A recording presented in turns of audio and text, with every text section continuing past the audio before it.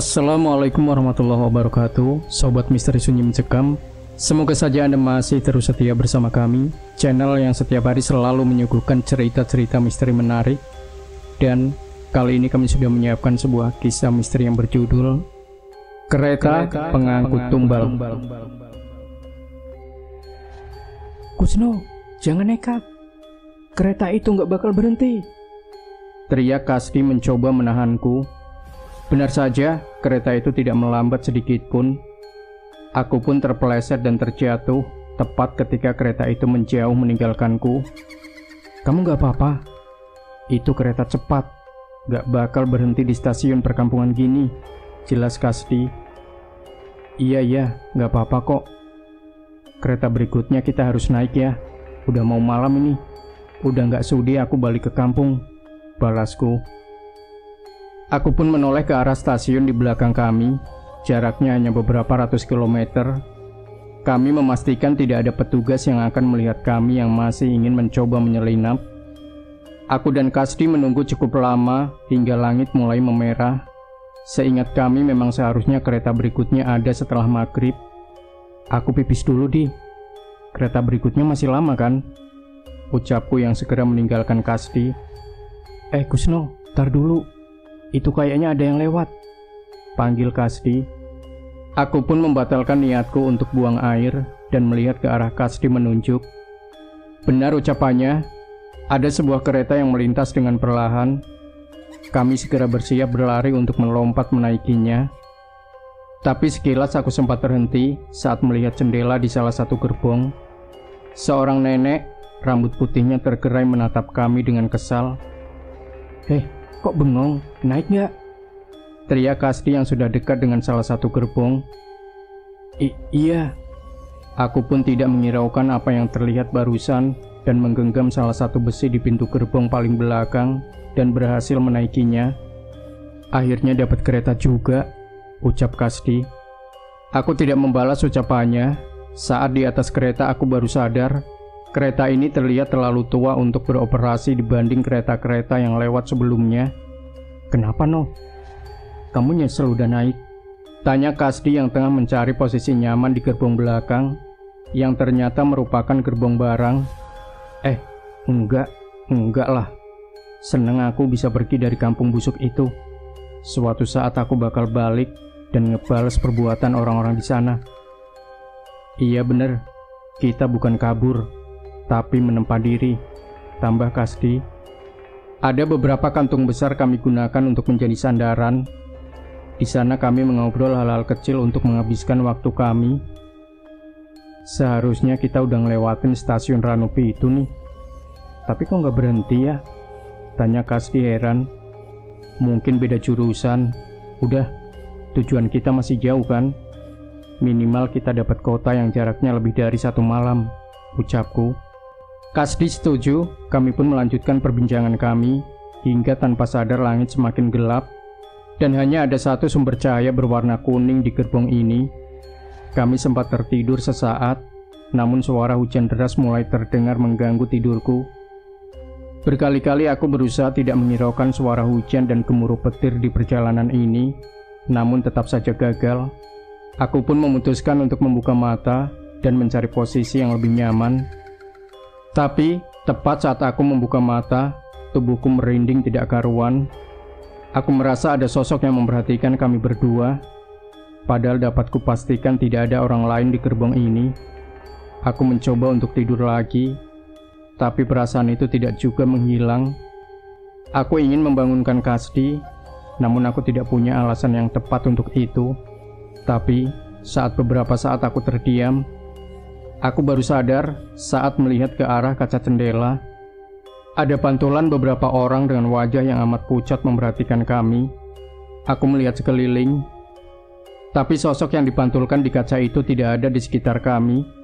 Seketika bulu kuduku berdiri. Aku berteriak mencoba membangunkan Kasdi, namun suaraku enggan untuk keluar. Dengan beberapa tepukan dan menggoyangkan tubuh Kasdi, ia pun terbangun. Kusno, kenapa? Mukamu pucat banget tuh. Tanya Kasdi yang masih mengusap matanya. Itu, di kaca. kaca jendela. Ucapku pada Kasdi sembari menunjukkan sosok-sosok yang terpantul di kaca itu. Kasdi pun menoleh ke arah yang kutunjuk. Seketika wajahnya pucat pasi sembari menoleh ke arah sekitar mencari keberadaan sosok itu, tapi tidak ada. Apa itu, No? Tanya Kasdi. Gak tahu. Balasku sambil mendekat pada Kasdi. Kami pun berdua dan mencoba menjauh dari jendela. Tapi tiba-tiba kami tersandung pada kantung barang yang kami gunakan untuk tidur tadi. Saat itu tanpa sengaja aku membalik kantung itu. Dan terlihat kantong itu hanya ditutup menggunakan resleting. Aku dan Kasdi pun curiga. Sepertinya kami memikirkan hal yang sama. Enggak mungkin isinya itu, ucap Kasdi. Aku tidak ingin menebak-nebak. Hanya satu caraku untuk memastikan isi kantong itu. Perlahan aku memegang ujung resleting kantong itu dan menariknya ke bawah. Kasdi yang sebelumnya tidak setuju untuk membuka, tetap mendekat terdorong oleh rasa penasarannya. Dan benar, tepat saat kantong itu terbuka, tercium bau menyengat yang hampir membuat kami muntah. Wajah seseorang yang pucat tak bernyawa terlihat dari kantong itu. Mayat. Bener mayat, teriak Kasdi menjauh. Reaksiku tidak jauh berbeda dengan Kasdi. Aku pun segera melompat menjauh. Tapi samar-samar aku sadar, wajah mayat itu sama persis dengan wajah yang menatap kami dari pantulan kaca jendela kereta itu. Pergi Kusno. Kita harus pindah dari gerbong ini, teriak Kasdi. Aku setuju dengannya dan segera mengambil posisi untuk meninggalkan gerbong itu. Susah payah aku membuka pintu gerbong hingga akhirnya bisa keluar dari sana. Dan benar saja, saat aku kembali menoleh ke belakang, sosok-sosok yang tadi terlihat dari pantulan kaca jendela terlihat menatap kami dengan marah dari kantong jenazahnya masing-masing. Kami bergegas meninggalkan sambungan gerbong dan memasuki gerbong berikutnya. Sialnya, pemandangan yang terlihat tidak jauh berbeda. Beberapa karung, kardus, dan benda besar tersusun bersandingan dengan kantong jenazah seperti gerbong tadi. Ini sebenarnya kereta apa sih, No? Tanya Kasdi dengan suara yang mulai bergetar. Nggak tahu, Di. Aku belum pernah dengar ada kereta yang mengangkut jenazah sebanyak ini, balasku. Kami pun berjalan dengan hati-hati melewati tumpukan benda-benda itu. Tak satu pun dari kami berani menoleh ke arah kaca jendela. Mental kami masih belum siap menyaksikan wajah pucat yang mungkin saja terpantul seperti di gerbong belakang. Gimana kalau semua gerbong isinya begini semua, Di? Tanyaku. Gak mau tahu. Kalau beneran begitu, kita turun di stasiun terdekat. Kita cari kereta lain lagi, jawab Kasdi. Aku setuju. Walau begitu sebenarnya kami berdua sadar betul.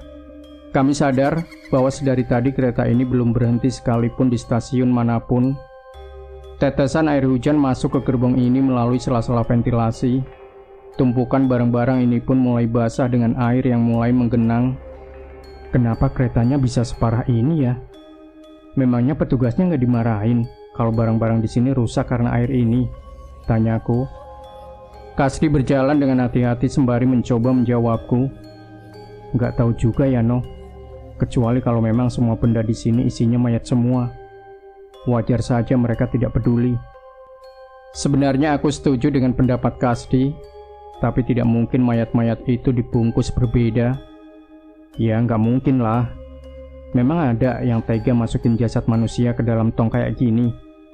Ucapku sembari mengetok salah satu tong di sebelahku. Aneh, suara tong itu aneh. Seperti bukan berisi cairan. Rasanya seperti sesuatu yang padat berada memenuhi tong itu. Enggak mungkin. Ucapku meninggalkan tong itu. Kenapa, No? Tanya Kasdi heran melihat tingkahku. Yang aku tahu itu cuma desas-desus. Gak mungkin kan ada mayat yang dicor di tong itu, ucapku pada Kasdi. Kasdi pun tidak berani menjawab dan terus berusaha melewati becekan di sekitar kami untuk menuju ke gerbong berikutnya. Semoga gerbong berikutnya lebih normal, ucapku yang mulai mendekat ke pintu gerbong selanjutnya. Kami mengintip melalui kaca pintu terlebih dahulu sebelum memutuskan untuk masuk ke gerbong berikutnya. Berbeda dari 2 gerbong di belakang, terlihat gerbong berikutnya merupakan gerbong penumpang dengan barisan kursi. Aku dan Kasdi menarik nafas lega melihatnya. "Gimana, Di? Kita kan nggak punya tiket. Tetap mau ke sana?" tanya aku. "Itu banyak kursi kosong. Pemeriksaan tiket harusnya sudah lewat. Sudah, pede saja," balas Kasdi. Aku menuruti kata Kasdi untuk masuk dengan tenang. Penumpang yang sudah ada di gerbong itu pun sepertinya tidak peduli dengan kehadiran kami. "Tuh kan, santai aja. Selama kita nggak rusuh, pasti aman," ucap Kasdi. "Iya, Di. Tapi aku masih kepikiran 2 gerbong di belakang tadi. Itu beneran atau halusinasi kita ya?" tanya aku. Kasdi menghela nafas menikmati tempat duduk yang nyaman saat ini. "Aku juga nggak tahu, noh. Yang pasti kita sekarang ada di gerbong yang aman. Udah, tidur aja," ucapnya. "Yakin aman? Ya, pahit-pahitnya paling diturunin di stasiun terdekat. Kan tinggal cari kereta lagi." Aku pun setuju dengan kata-kata Kasdi.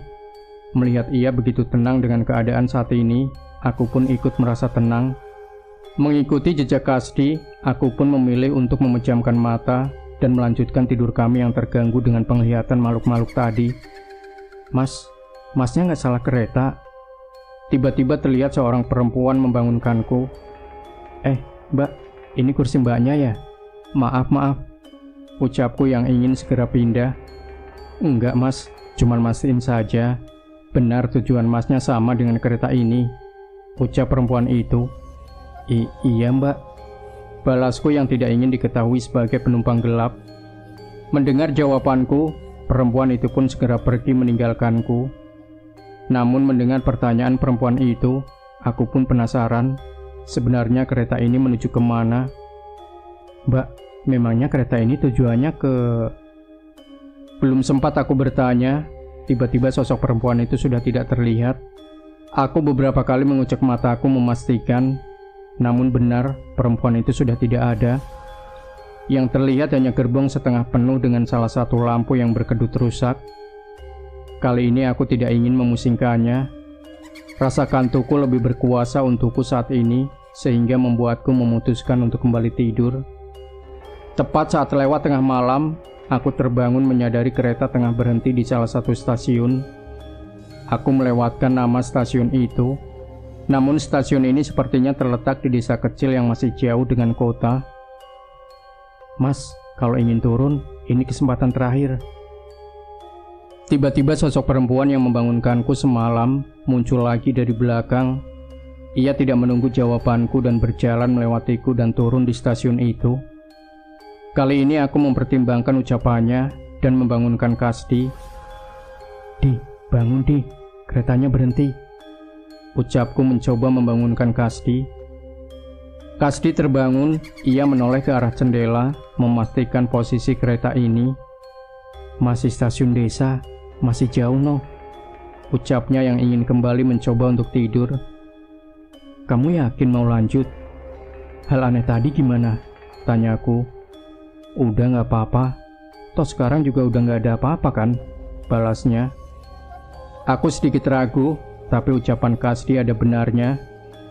Hanya tinggal sebentar lagi, seharusnya kami mencapai salah satu kota yang cukup besar untuk kami memulai kehidupan baru. Aku pun membiarkan Kasdi kembali untuk tidur, sementara aku menyaksikan kereta yang mulai berangkat meninggalkan beberapa orang di sana. Tapi, ada hal yang menarik perhatianku. Orang-orang yang turun dari kereta ini adalah seorang berpakaian masinis dan seorang berpakaian petugas. Tak jauh di belakang kedua orang itu, terlihat perempuan yang membangunkanku tadi. Anehnya, di sana wanita itu berwajah pucat dengan sebagian rambut menutupi wajahnya. Ia mengenakan baju putih panjang yang sudah lusuh dan memandang kami sambil menyeringai dengan aneh. Seketika aku bergidik ngeri melihat perempuan itu bersama dengan stasiun tua tempat kereta ini singgah tadi. Namun, setelah berangkat, rasa ngeri itu perlahan menghilang bersama lamunanku yang mulai muncul. Sepanjang perjalanan, aku mengingat tentang rasa sakit hatiku pada warga kampung yang meremehkanku. Pekerjaanku sebagai tukang antar memang tidak sekeren sarjana-sarjana kota yang baru-baru ini mulai meramaikan desa. Tapi membanding-bandingkan kami, tentu bukanlah hal yang sepadan. Mereka tidak tahu saja bagaimana orang tua sarjana itu mendapatkan uang untuk menguliahkan mereka.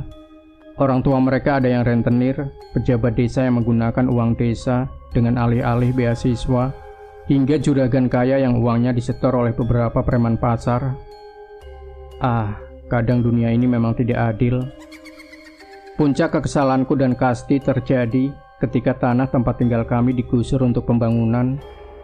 Hampir sebagian warga mendapat ganti rugi yang banyak, namun tidak dengan kami. Alasan mereka, kami tinggal di tanah milik pemerintah. Tidak ada surat-surat yang menunjukkan kalau itu tanah kami. Hei Bung, kami sudah tinggal di tanah itu puluhan tahun. Sayangnya, sarjana-sarjana kota itu bukannya membela kami, malah ikut membantu orang proyek itu untuk mengusir kami. Hanya sedikit lembaran uang yang kami terima dengan alasan uang belas kasihan, namun uang itu sama sekali tidak ada artinya. Lihat saja, suatu saat aku akan kembali ke tempat itu dan membuat perhitungan dengan mereka. Tanpa sadar hujan pun mulai mereda. Aku menikmati perjalanan kami kali ini. Bukan lagi pedesaan, tapi jalur kereta ini melewati hutan-hutan yang masih asri. Sayangnya gelapnya malam menghalangi pemandangan kami. Sesekali aku melihat ada proyek-proyek penebangan pohon yang cukup besar di hutan yang kami lewati. Ada beberapa alat berat dan tumpukan kayu yang tersusun rapi di sana. Aku baru tahu kalau kereta api antar kota ternyata memang melewati tempat ini.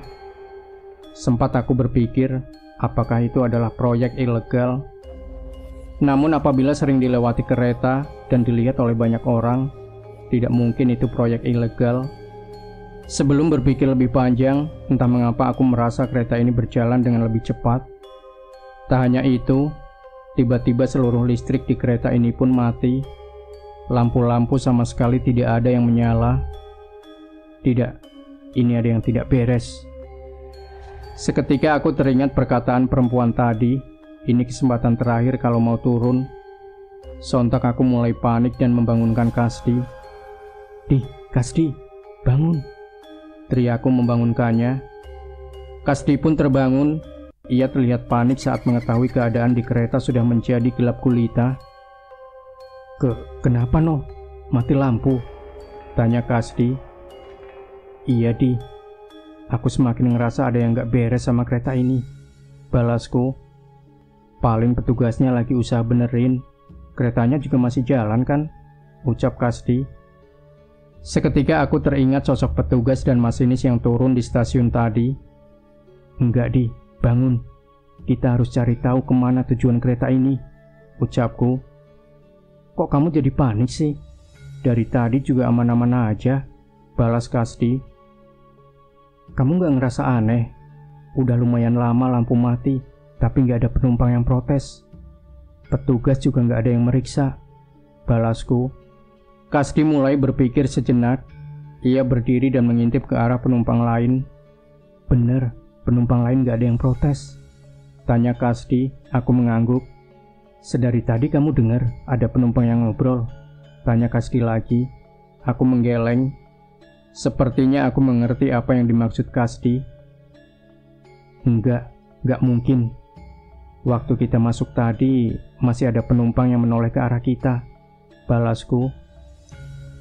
Aku pun ikut berdiri melihat penumpang yang lain. Di dalam gelap, aku melihat semua penumpang tertidur, tanpa ada satupun tanda-tanda akan terbangun. Mbak, bangun Mbak." Aku mencoba membangunkan salah seorang penumpang yang duduk tidak jauh di belakangku. "Gimana no?" tanya Kasti. Aku menggeleng. Tidak ada satupun tanda-tanda penumpang itu akan bangun, sama seperti penumpang lainnya. "Tapi mereka masih hidup kan no?" "Harusnya iya masih. Mereka kelihatan masih napas." Tidak menyerah, kami pun berjalan ke gerbong berikutnya dengan kondisi gerbong yang gelap gulita. Sayangnya kondisi yang sama juga terdapat pada penumpang di gerbong berikutnya. "Mereka ini kenapa sih? Kasdi terlihat kesal. Ia pun memaksa menarik salah seorang yang tertidur hingga terjatuh, namun orang itu tetap terbaring tanpa ada tanda-tanda akan kembali berdiri. "Kasdi, kamu apa-apaan?" teriakku. "Enggak, No. Kita harus pergi dari kereta ini." Seketika wajah Kasdi terlihat pucat. Ia seperti mengetahui sesuatu. "Aku pernah dengar tentang sebuah kereta yang hanya digunakan sesekali. Aku kira itu hanya mitos," ucap Kasdi. "Mitos? Yang jelas, Di," paksa aku kesal. "Kereta itu cuma beroperasi sesuai permintaan. Kereta yang mengangkut tumbal untuk proyek besar." Kasdi menjelaskan cerita itu sembari merinding. Sepertinya aku juga pernah mendengar desas-desus cerita itu. "Maksudmu jenazah di belakang, penumpang di 2 gerbong ini?" "Iya, No. Bisa jadi mereka tumbal," ucap Kasdi yakin. Enggak. Kamu ngawur." "Terserah kamu mau percaya apa enggak. Yang penting kita harus segera turun," perintah Kasdi. Kasdi pun bergegas berjalan menuju sambungan gerbong berikutnya. Namun tidak seperti tadi, kereta ini tengah berjalan begitu cepat. Sejak kapan kereta ini berjalan secepat ini? Kasdi terlihat heran, padahal memang sebelumnya kereta ini berjalan dengan pelan. Sepertinya sejak stasiun tua tadi, pas masuk hutan, kereta ini tambah cepat. Kasdi terlihat mencari celah dan cara untuk meninggalkan kereta ini. Beberapa kali ia mencari celah untuk melompat, namun kecepatan kereta ini tidak memungkinkan untuk itu. Apalagi sedari tadi kami hanya melewati hutan-hutan yang tidak ada habisnya. Sialan, kita nggak bisa ngapa-ngapain. Aku berpikir sejenak, mencoba mencari tahu untuk keluar dari permasalahan ini. "Kita cari petugas di depan dan paksa untuk berhenti," ucapku. Tak mampu memikirkan cara lain, Kasdi pun setuju denganku. Kami pun membuka pintu gerbong berikutnya. Kosong. Tidak ada seorang pun di gerbong ini. Kami bisa memastikannya hanya bermodalkan cahaya rembulan yang sedikit menerangi kereta. Kami berjalan melewati gerbong itu, namun sampai di tengah kami pun terhenti. "Di," aku mencoba memberi isyarat pada Kasdi. Sepertinya Kasdi juga menyadarinya. Ada suara langkah kaki yang terdengar di belakang. Aku menoleh ke belakang, namun sama sekali tidak ada siapapun di sana. Aku menepuk pundak Kasdi memberi isyarat untuk berjalan lagi, tapi hal yang sama terjadi lagi. Terdengar suara langkah kaki yang berjalan mengikuti irama langkah kaki kami. "Siapa itu?" Kasdi yang sedang kesal mencoba memaksa sosok itu untuk memunculkan dirinya. Tapi lagi-lagi tidak ada jawaban.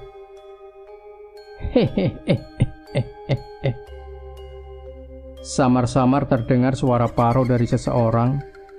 Orang itu seolah tertawa mempermainkan kami.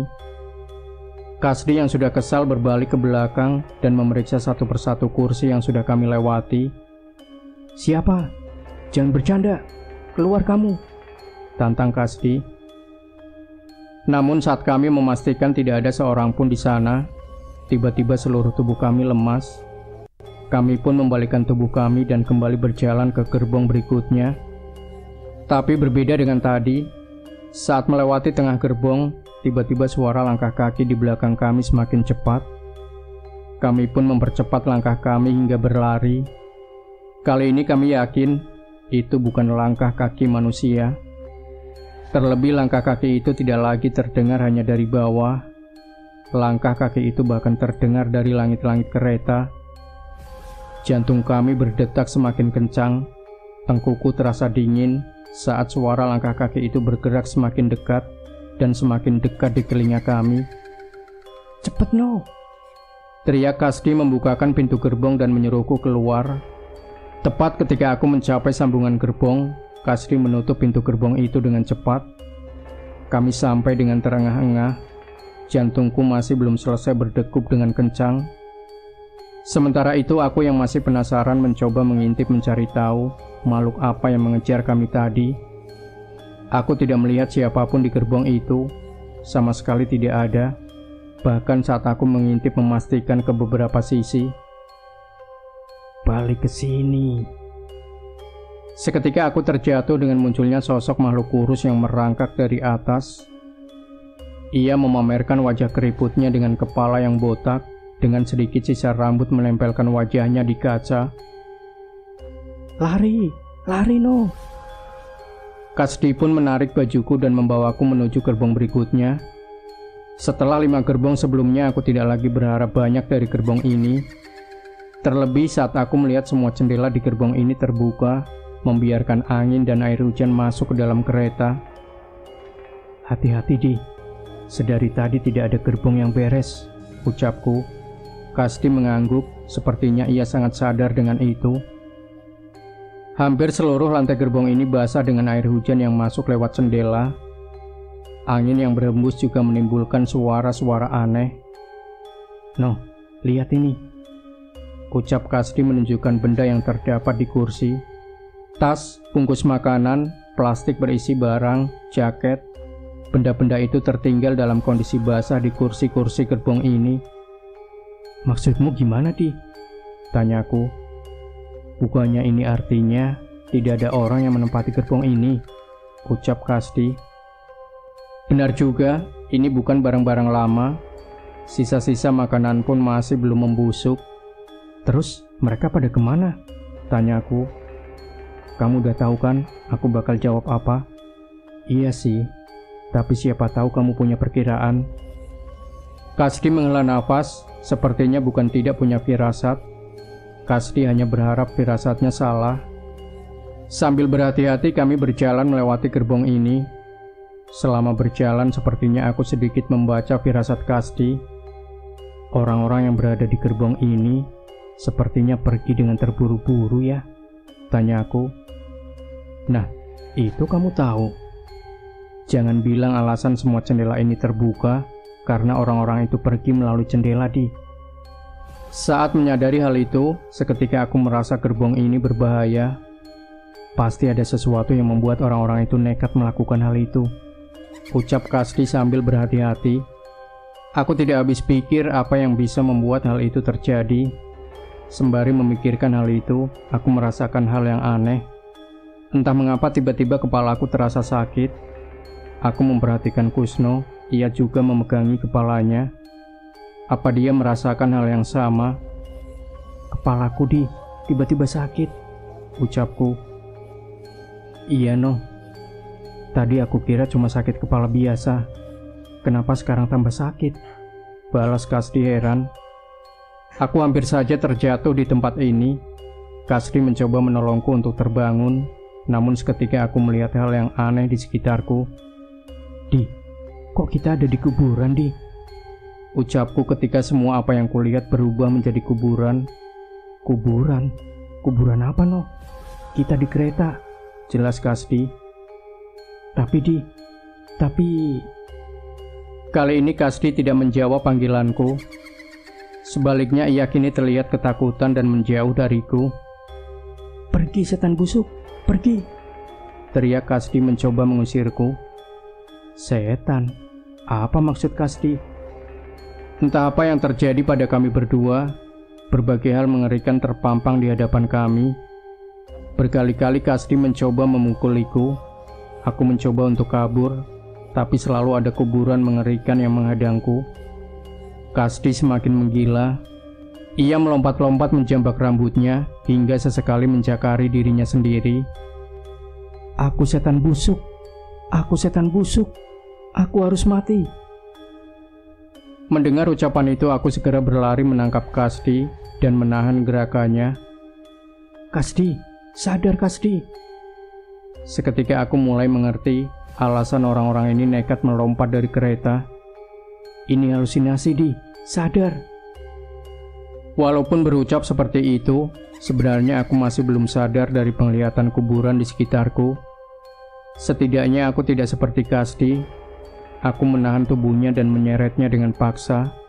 Ia terus memberontak, namun aku tidak akan melepasnya. Sebagian tubuh Kasdi sudah berdarah dengan cakarannya sendiri. Tak hanya itu, saat ini sepertinya Kasdi mencoba mencongkel bola matanya sendiri. Di, eling Di. Kondisinya semakin gawat, Aku harus menghentikannya sebelum terlambat. Beruntung usahaku membuahkan hasil. Akhirnya aku menyeret tubuhnya hingga pintu. Dengan segera aku membuka pintu dan membawanya keluar. "Di, sudah Di, tarik nafas," teriakku padanya. Perlahan ilusi yang melingkupi diriku mulai memudar, namun aku terus memegangi Kasdi. Salah sedikit saja ia bisa terjatuh. Cukup lama Kasdi mengamuk, tapi akhirnya lambat laun pun ia berhenti. Wajahnya terlihat bingung dengan apa yang terjadi padanya. "Di, udah sadar?" tanya aku. Aku kenapa, No?" Kasdi bingung. "Kamu kesurupan." Bukan. Kita berhalusinasi," jelasku. Kasdi pun mencoba mencerna apa yang terjadi. Lambat laun ia merasakan sakit dari bekas cakarannya di tubuhnya. Cukup lama kami menunggu di sambungan gerbong itu. Tak peduli seberapa angin dingin yang menerpa kami dan hujan yang mengguyur kami. Untuk kami, saat ini kedua hal itu tidak lebih buruk dari kejadian yang kita alami tadi. "Kereta ini sepanjang apa sih, No?" tanya Kasdi. "Aku nggak tahu, Di. Nggak sempat menghitung tadi. Kalau gerbong-gerbong berikutnya seperti tadi, sepertinya aku nggak kuat," ucap Kasdi. Ia mengusap matanya, entah itu air mata atau hujan yang membasahi wajahnya. "Tenang Di, tenang. Kita hadapin ini bareng-bareng," ucapku. Di hadapan kami sudah terpampang pintu gerbong berikutnya. Kami belum siap untuk menghadapinya, tapi cepat atau lambat kami pasti harus membuka pintu gerbong itu. Butuh waktu beberapa menit hingga Kasdi mulai bisa berdiri dengan tenang. Sepertinya tetesan air hujan dan angin yang kencang juga membuatnya tidak betah di sambungan gerbong ini. "Kira-kira apa yang ada di gerbong itu ya, No?" tanya Kasdi. "Nggak tahu, Di. Tapi kita harus cepat-cepat menemui siapapun petugas atau masinis yang ada di depan," balasku. Kasdi mengatur nafasnya. Ia menatap tajam pintu gerbong di depan dan mempersiapkan mentalnya. Pokoknya begitu kita buka pintu itu, kita langsung lari secepat mungkin. Apapun yang ada di sana, kita pura-pura tidak melihat saja, perintah Kasdi. Aku setuju dengannya. Kita tidak perlu tahu ada apa yang ada di gerbong setelah ini sampai kita menemui manusia siapapun. 1, 2, 3. Aku membuka pintu, sementara Kasdi berlari duluan. Aku segera menyusul mengikutinya. Buah! Seketika Kasdi menabrak sebuah tembok yang membuatku juga terjatuh menabraknya. "Aduh, asem. Apa ini?" ucap Kasdi. "Gimana toh? Malah nabrak," balasku. Kasdi meraba-raba tembok di depannya. Ia pun menemukan jalan dari sisi sebelahnya. "Asem, gerbong makan, No. Penyok hidungku." Aku menepuk dahiku. Kami sama sekali tidak menyangka akan gerbong berikutnya adalah gerbong makan. "Ya udah, hati-hati. Nggak usah peduliin apapun," ucapku. Kasdi setuju. Dalam kegelapan kami berusaha mencari jalan untuk lekas meninggalkan gerbong ini. "Ada makanan nggak ya?" tanya Kasdi tiba-tiba. "Lapar kamu? Jangan aneh-aneh. Ini kereta nggak beres," balasku. Kami berjalan melalui beberapa meja dan kursi yang berhadapan-hadapan. Sebenarnya kami merasa tidak ada hal aneh di tempat ini. Namun kami melihat segelas kopi yang masih panas tersaji di salah satu meja. "Kopi, No, masih panas," ucap Kasdi. "Berarti tadi ada orang di sini," balasku. Kasdi mengangguk. Kami pun merubah rencana kami dan mencari orang tersebut. "Permisi, Mas, Mbak, siapapun, ada orang di sini." Kami mencari perlahan ke setiap meja dan bangku di bawahnya, namun tidak ada petunjuk apapun.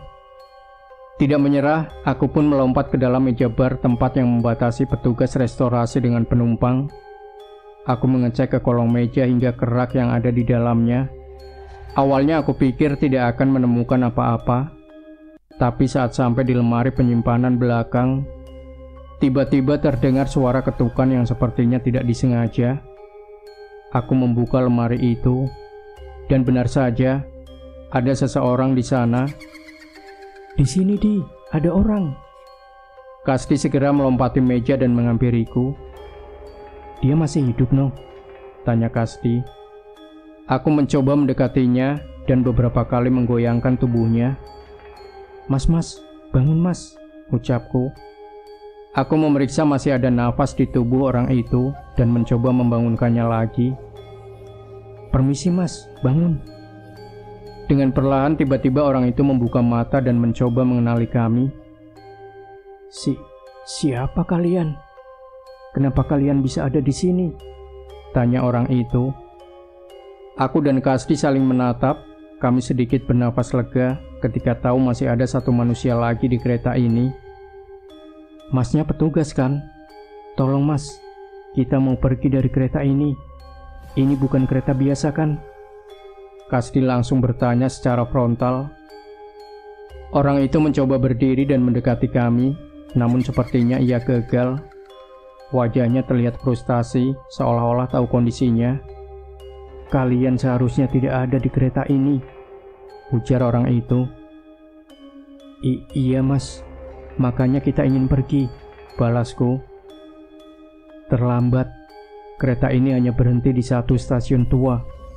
Setelahnya kereta ini akan berjalan terus melalui jalur khusus, ucap orang itu. Jalur khusus? Maksud masnya? Harusnya kalian sudah tahu kan apa yang dibawa kereta ini? Petugas itu memandang mata kami memastikan. Iya mas, jawabku sambil menelan ludah. Mayat-mayat itu, Kasdi memperjelas. Petugas itu pun mengangguk. Itu mayat apa mas? Tanyaku. Harusnya kalian sudah tahu tentang kereta ini. Kereta yang memang dikhususkan untuk mengangkut tumbal untuk proyek raksasa, jelas petugas itu. Walaupun sudah menduga, aku dan Kasdi tetap saja merinding saat mendengar pembenaran dari petugas itu. Gila, sebanyak itu mayatnya? Tanya Kasdi. Tidak hanya mayat, mereka yang masih hidup juga sengaja dijebak diracun agar mati di kereta ini untuk menggenapi. Mendengar ucapan itu, kami pun mulai emosi. Berarti bisa saja penumpang-penumpang di gerbong yang tadi sebelumnya masih hidup. Brengsek, siapa orang biadab yang tega melakukan hal ini? Ucap Kasdi dengan penuh emosi. Itu saya, balas petugas itu. Sontak aku dan Kasdi kaget. Mas yang membawa mayat dan menghabisi penumpang tadi? Tanyaku. Petugas itu mengangguk. Brengsek, untuk apa ini semua? Kasdi menarik kerah petugas itu dan melemparnya keluar. Aku berusaha menahan tubuh Kasdi. Aku pun terbakar emosi. Tapi saat ini rasa takut tidak bisa lolos dari kereta ini lebih membuatku takut. Sabar, Di, sabar. Dia satu-satunya orang yang mungkin bisa membantu kita selamat, ucapku. Petugas itu mencoba untuk berdiri, tapi aneh, ia sama sekali tidak bisa mengangkat tubuhnya. Lah, masnya sendiri kenapa bisa begini? Tanyaku. Mendengar pertanyaanku, perlahan petugas itu mulai menitikkan air mata. Saya dijebak. Maksud masnya? Kami sekelompok diancam oleh bos proyek dan diminta untuk mengumpulkan tumbal.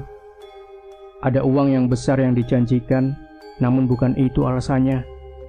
Anak dan istri kami dijadikan jaminan apabila gagal mengumpulkan tumbal. Mereka lah yang akan dibawa. Maksudnya, bila tidak dapat mengumpulkan tumbal, anak istri masnya dan yang lain akan dikorbankan, tanyaku. Petugas itu mengangguk. Terus, kenapa masnya masih di sini? Tanya Kasdi. Saya bertugas menghitung seluruh jasad dan korban yang disiapkan, namun ternyata kurang satu. Saya mulai merasa ada yang tidak beres, dan ternyata dugaan saya benar. Sayalah yang harus menggenapi jumlah tumbal itu, jelasnya. Bagaimana bisa? Apa yang dilakukan mereka sama masnya? Kopi itu. Saya membuat kopi sembari mencari cara untuk pergi. Ternyata ada racun di kopi itu, jelasnya. seandainya bukan dari kopi itu, pasti ada cara lain yang dilakukan untuk membunuh saya. Kasdi menatapku, kami menoleh kembali ke arah gelas kopi yang seharusnya sekarang mulai mendingin. Kalian pergilah. Kalau kereta ini sudah sampai tujuan, kalian tidak mungkin selamat, ucap petugas itu. Sedari tadi memang itu tujuan kami. Tapi gimana caranya, Mas? Tanyaku. Rem darurat di setiap gerbong sudah dirusak. Dari 13 gerbong yang ada, hanya gerbong paling depan yang memiliki rem darurat, ucap petugas itu. 13 gerbong? Berarti masih setengah perjalanan lagi, balasku. Kami mengalami berbagai kejadian di gerbong sebelumnya, Mas. Apa gerbong berikutnya juga sama atau malah lebih parah? Tanya Kasdi. Wajah petugas itu terlihat bingung. Kejadian? Seharusnya hanya ada jasad dan orang baru saja meninggal, Mas, ucap petugas itu. Aku berpikir mungkin saja benar kejadian-kejadian sebelumnya adalah halusinasi atau rasa takut kami setelah melihat mayat sebanyak itu. Ya sudah, Mas, ada apa saja di gerbong berikutnya?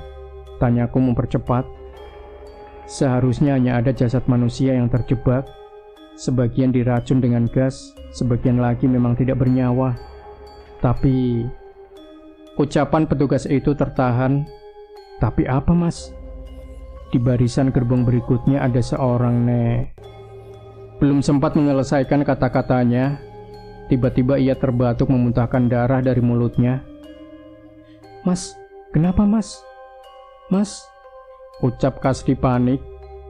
Sayangnya, petugas itu terus batuk, darahnya bermunceratan ke dinding-dinding kereta. Tak ada sepatah pun kata yang ia ucapkan lagi, hingga terbaring tak bergerak. Aku pun panik dan mengecek nafas dan detak jantungnya. Mati, dia mati. Teriakku panik pada Kasdi.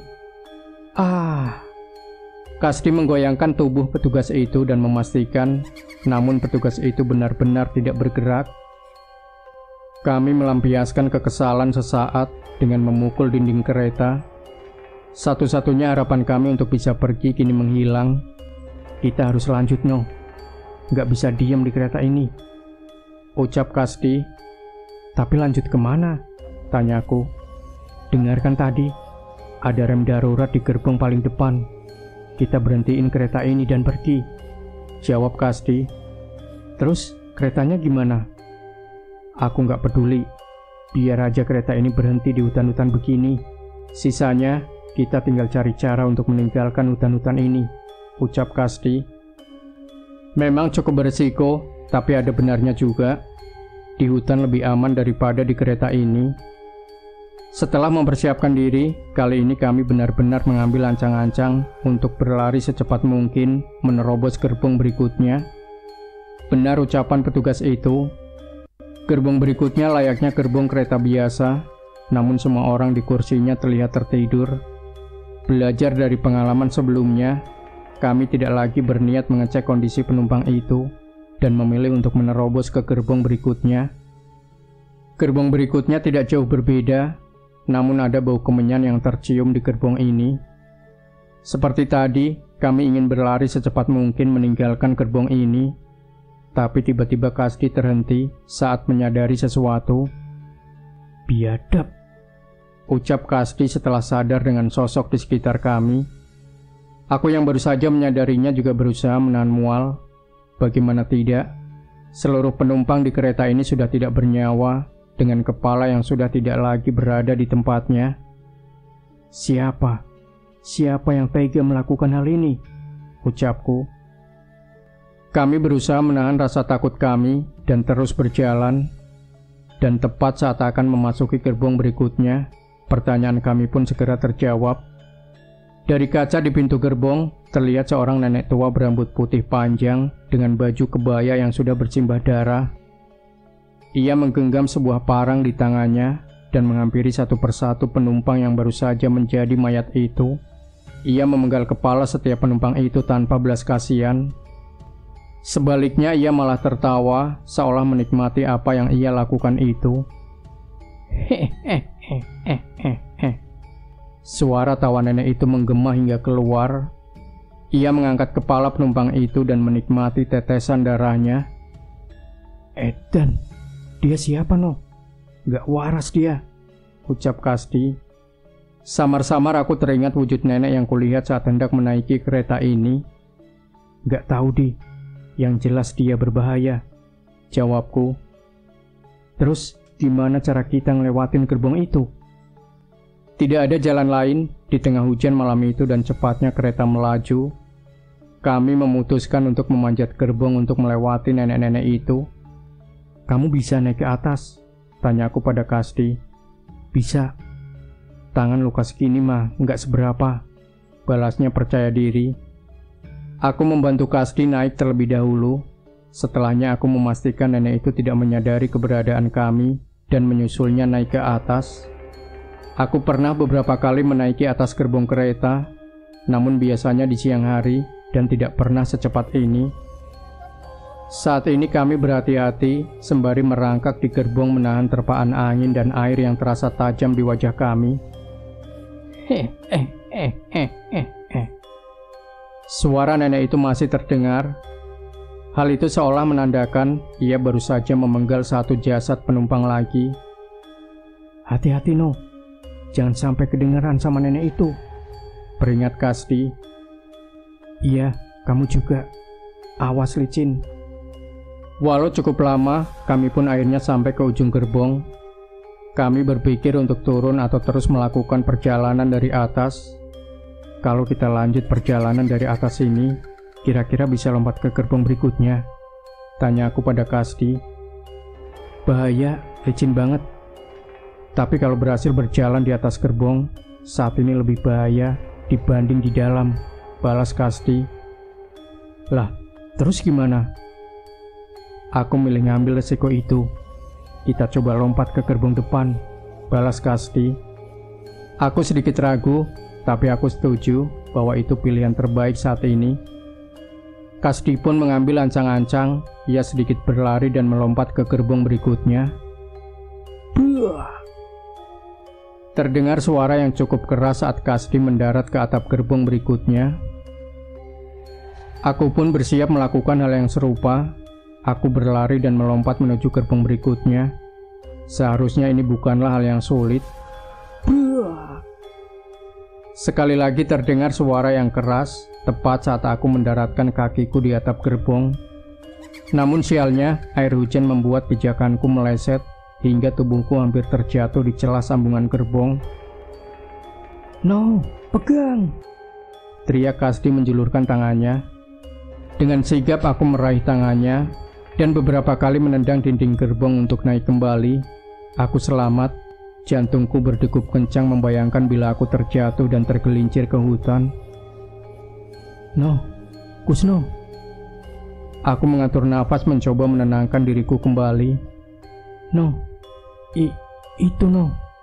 Kasdi memukul pundakku sembari menunjuk ke bawah. Apaan di?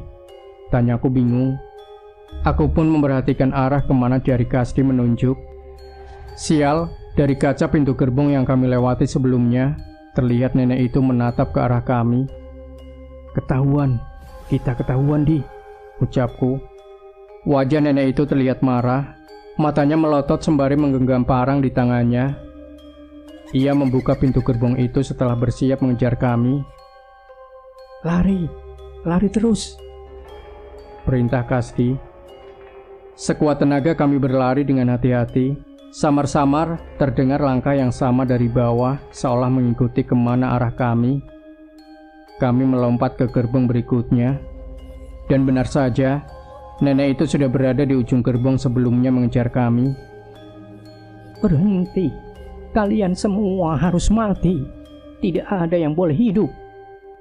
Terdengar suara teriakan nenek itu yang terdengar jelas di telinga kami. Sudah jelas, nenek itu punya kekuatan aneh.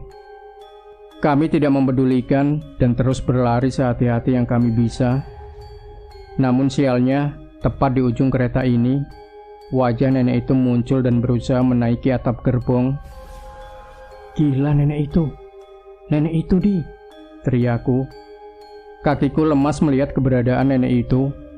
Kasti yang berada di depanku pun terlihat gentar melihat nenek yang tua yang menyeret parang sambil tertawa terkekeh. "Nek, jangan Nek.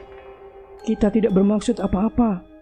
Kita hanya ingin pergi," ucap Kasti. Terlambat. Kalian sudah melihat semuanya," balas nenek itu. Nenek itu pun berjalan perlahan mendekat ke arah kami. "Gimana, Di?" Kabur Rano. "Tapi gimana?" Kasti melihat ke arah sekitar. "Lewat samping," ucapnya. "Gila kamu. Jatuh langsung mati kita. Makanya jangan jatuh." Aku tidak bisa berpikir lagi. Kami pun spontan turun lewat samping di sisi berbeda dan merambat dengan pijakan kisi-kisi jendela. Aku sekuat tenaga menggenggam pinggir atap dan merayap perlahan. Ini sulit. Sangat jauh berbeda dari adegan-adegan yang sering kulihat di film. Aku merayap perlahan, namun sialnya, tiba-tiba dari atas wajah nenek itu muncul di tengah hujan sembari mengacungkan parangnya. Aku menghindar dengan melepaskan salah satu genggamanku, namun salah satu bahuku terluka tak mampu menghindar. "Tahan Kusno, aku berhentikan kereta ini," teriak Kasti yang kembali naik. Aku tahu tujuan Kasti bukan berlari lebih dulu, melainkan untuk memancing nenek itu. Benar saja, nenek itu terpancing dan kembali mengejar Kasti. Aku memperbaiki posisiku dan kembali ke atas. Kasti melompat ke gerbong berikutnya. Sialnya tidak seperti bentuk tubuhnya, nenek itu mampu mengimbangi kecepatan Kasti dan ikut melompat. Dengan menahan lukaku, aku mengejar mereka. Tapi sepertinya nenek itu punya rencana lain. Ia menarik sebuah tusuk kondenya, mengambil sebuah boneka jerami dari dalam kebayanya, dan membacakan mantra sambil menatap Kasti. "Mati kamu!" Nenek itu menusuk boneka jerami itu. Bersamaan dengannya, Kasti yang berada di depannya terjatuh. Samar-samar aku melihatnya memuncratkan darah dari mulutnya. "Kasti!" teriakku. Kasti berusaha berdiri. Ia masih ingin mencoba berlari meraih gerbong terakhir. "Sudah Kasti, jangan bangun lagi," teriakku menyadari sesuatu. Nenek itu kembali menusukkan tusuk kondenya. Kasti pun kembali terjatuh tengkurap. "Nenek brengsek, biar aku lepaskan gerbong-gerbong ini," teriakku yang bersiap melompat ke sambungan gerbong. Berhasil, nenek itu mengalihkan pandangannya ke arahku. "Jangan berani-berani kamu," teriak nenek itu mengancam. "Aku tidak bercanda. Akan ku lepas gerbong-gerbong ini." Nenek itu menatap marah ke arahku. Aku harus memastikan nenek itu tidak menatap ke arah Kasti. "Kusno sekarang!" Tepat dengan ancang-ancang dari Kasti, aku pun melompat ke arah sambungan gerbong. Bersamaan dengan itu, kereta ini melewati terowongan jembatan yang dengan sekejap menghantam tubuh nenek sialan itu. "Mati kau nenek brengsek," umpat Kasti. Tepat saat melewati terowongan jembatan itu, seketika wajah nenek itu sudah ada di depan wajahku yang jatuh terduduk. Tidak, bukan nenek itu. Itu adalah kepala nenek yang terpisah saat menabrak terowongan jembatan tadi. Nenek sialan. Aku pun melempar kepala itu ke hutan tempat kami melintas. "Kasti!" Aku segera bergegas melewati gerbong berikutnya untuk memeriksa keadaan Kasti. Ia turun dari atap gerbong tepat sebelum gerbong paling depan. "Gimana di lukamu?" tanyaku memastikan. "Tenang aja, nggak apa-apa. Aku tahu ilmu santet begituan. Kalau dia nggak punya rambut atau darahku, dia nggak bakal bisa langsung ngebunuh," jelas Kasti. "Kok kamu bisa tahu begituan?" tanyaku. "Bapakku kan dibunuh pakai santet kayak begitu." "Udah, gak usah dibahas," balasnya singkat. Aku tertegun sejenak mendengar jawaban Kasti, namun itu tidak berlangsung lama. Di hadapan kami saat ini adalah gerbong terdepan. Benar ucapan petugas itu. Ada sebuah tuas rem darurat yang tertutup kaca. Sepertinya itu memang masih bisa berfungsi. "Gila, bener-bener gak ada manusia lagi di gerbong ini," ucapku. Mereka mempercayakan memberhentikan kereta ini cuma sama nenek-nenek itu. Benar-benar nggak waras. Tambah Kasti. Tak mau mengulur waktu lagi, kami pun memecahkan kaca pengaman tuas rem darurat itu dan menariknya sekuat tenaga. Berhasil, kereta mulai melambat walaupun dengan kasar. Kami merasakan beberapa tubrukan dari gerbong-gerbong belakang. Mungkin saja ada beberapa gerbong yang terlepas dari rel. Kami tidak peduli. Setidaknya kereta berhasil melambat. Tidak menunggu kereta itu berhenti, saat kecepatan sudah mulai aman, kami pun melompat menuju pinggir hutan. Dengan segera kami berlari menjauh dari kereta yang sepertinya beberapa gerbongnya akan keluar dari lintasan rel itu. Lari jangan berhenti. Ikuti arah ruas pohon saja, biar nggak tersesat. Perintah Kasti. Aku mengikuti perintah Kasti. Hutan ini sangat gelap, tapi setidaknya pohon-pohon di sini adalah pohon jati yang memang ditanam manusia, jadi posisinya sedikit teratur. Kami berlari sekuat tenaga, dan ketika merasa sudah mulai aman, kami pun terhenti di daerah yang tidak begitu jauh dari jalan utama. Sudah aman? Tanyaku. Harusnya sudah. Kita jalan aja cari jalan raya. Terus kita cari tumpangan truk saja, ucap Kasti. Malam itu terasa begitu panjang. Saat matahari terbit, barulah kami sampai di pinggir jalan yang dilewati berbagai kendaraan. Kasti akhirnya berhasil memberhentikan sebuah truk untuk kami tumpangi. Ngapunten Pak, izin numpang sampai kota ya, ucap Kasti. Lah, tumben Mas, jarang-jarang ada yang numpang dari tempat beginian, tanya supir itu. Iya Mas, tadi kita naik ke... Belum sempat menjawab supir itu, Kasti menyenggol tubuhku.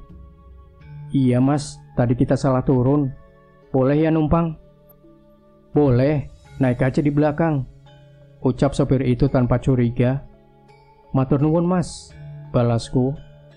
Kami pun bergegas memanjat bak truk itu dan mencari posisi yang nyaman. Akhirnya kita bisa bernapas lega, ucap Kasti. Iya Di. Soal kejadian di kereta itu, apa kita laporin ke polisi ya? Gila kamu, mereka itu pemain proyek biasa. Kita nggak tahu siapa kawan mereka.